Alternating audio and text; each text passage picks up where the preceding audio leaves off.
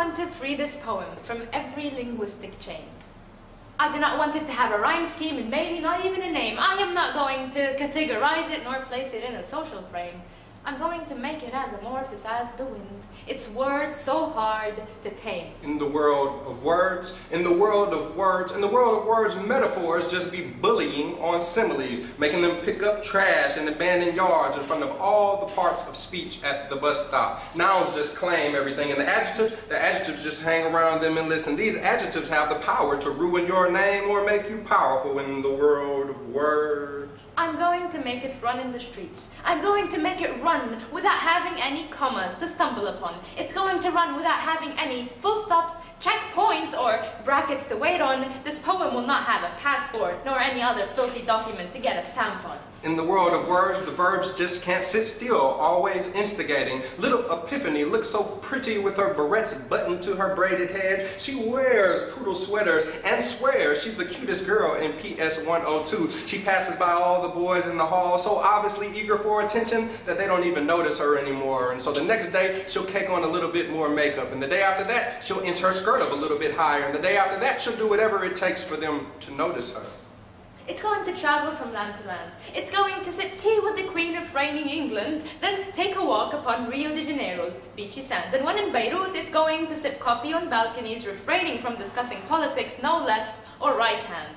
But back to the metaphors. The metaphors can't stand the similes because they say they don't know who they are. Point well taken, but the ends don't justify the means, like powdered police putting hounds on poor protesters, pounding them with water hoses meant for putting out forest fires. It's going to take a stroll in Hamra and place its verses on shawarma stands, then go back to the United Kingdom and watch the ships in Dundalk, Ireland. And unlike many of us, and hate can become the maggot of the spirit, and proud ignorance is when you know things are really out of control. I mean, one simile in particular broke down and started crying like a clone crack baby, finding out that it was made for the main purpose of maintaining the project. Yeah, crying that hard, saying you should not treat us like that. And unlike many of us, it will then go to Palestine and pick olives with the farmers and throw words instead of rocks, tearing them out like flesh from its stanzas. It will throw words instead of rocks. And if you ask me, metaphors and similes aren't better than one another. It's just that they're both different. It's just that one is and the other lets you decide. In the world of words, in the world of words, time moves. Time moves like it's been shackled since stars started shining. Time moves like it ain't never been able to go nowhere before this very moment. Time moves. Time moves, and then it will find itself in Saudi Arabia, searching for God. It will kneel down in mosques and perform the pilgrimage amongst facial hair and black cloth, and it will start to question the world and speak of feminism and question all that obscurantism. Epiphany is no longer a little girl with barrettes buttoned to her braided head. Where have you been? She now strips in musty nightclubs. She got all the attention she begged for her whole life, and now she's disgusted. Epiphany hasn't even realized who she is, and she is still trying to be realized.